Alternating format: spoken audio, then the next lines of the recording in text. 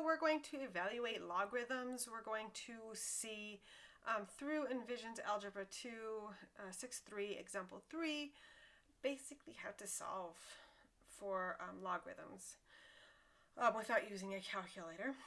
So what is the value of the logarithm? So they gave us the logarithm log base 5 of 125.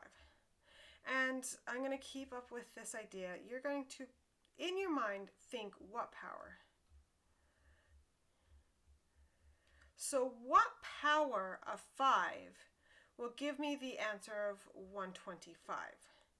Or in other words, 5 to what power will equal 125? Well, I know just from experience and seeing it over and over again, 125 is actually 5 cubed.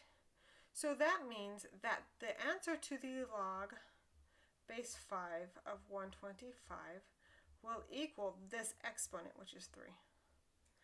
So since 5 cubed is 125, we can actually say that log base 5 of 125 is equal to 3. Right, so let's look at another one. That one wasn't too bad. That was pretty straightforward. Let's look at a fraction base. The base just has to be greater than 0, so we can have a base that is a fraction. Oh, this one's going to be a little bit more difficult because we have a fraction that is creating an integer. So thinking about this, it's going to be 1/4 to what power is equal to 16? Well, automatically, I know this is a 4, so I know that this is probably going to be a squared because this is going to be 4 squared. But if I square 1/4, these do not equal the same thing because 1/4 squared is just going to be 1/16. So I have to think of my exponential properties. Well, I remember that there's an exponential property. 1 over b to the x can be written as b to the negative x. So I'm going to do that. I'm going to make this 1/4 to the negative 2. That in itself equals 16. So now I can say log base 1/4 of 16. So what power am I raising 1/4 to get 16? Well, I'm actually going to raise that to a negative 2 power. So here's one of those ideas that if you have a fraction as your base and you have an integer as your answer, you are going to have a negative. So if you have like a log of a fraction base and you have some integer here, this is going to be a negative x. It works the other way around. If I have a log of an integer base with 1 over y fraction solution, that's again going to be a 1 over x. That's the only way that you can go from integers to fractions and fractions to integers using exponential values. All right. Okay, let's look at another scenario. So that was the fraction-based scenario. Let's look at the log of 3, 0. Well, here we need to think, can I raise 3 to the power? Can I go 3 to the power of x?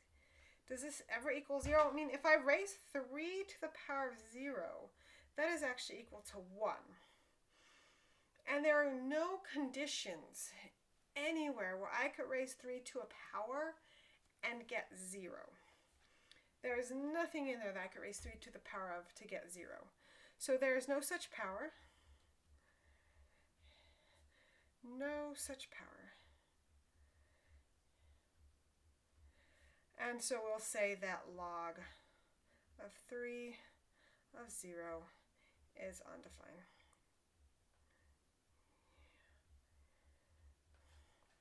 There's no way. Remember, because that 0 is our asymptote, so we are getting closer and closer to 0. Even the negative numbers, we're getting closer and closer to 0. We're never going to hit 0 because with exponentials, that is our horizontal asymptote, if you remember graphically from before.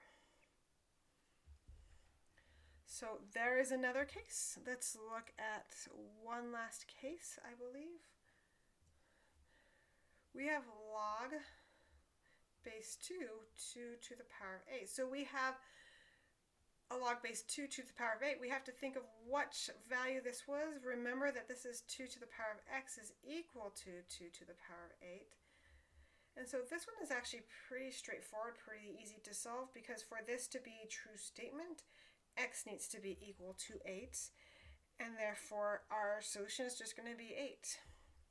So this goes into the idea that log of base b of b to the x will then just equal x.